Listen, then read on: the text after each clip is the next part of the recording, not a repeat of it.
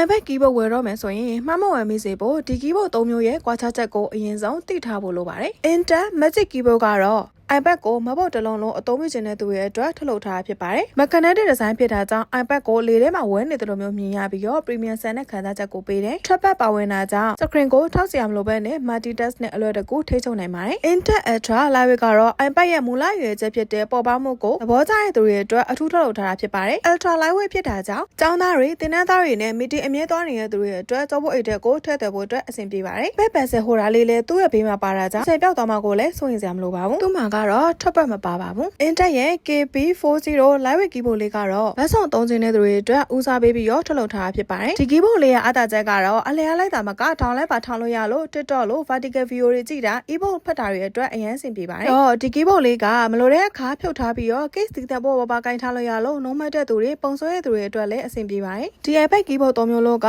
သိ iPad ကိုပတ်စံအများကြီးကုန်စရာမလိုဘဲနဲ့မပုတ်တစ်လုံးလုံးပြောင်းလဲပေးမှာမလို့အခုပဲမှာယူလိုက်တော့နော်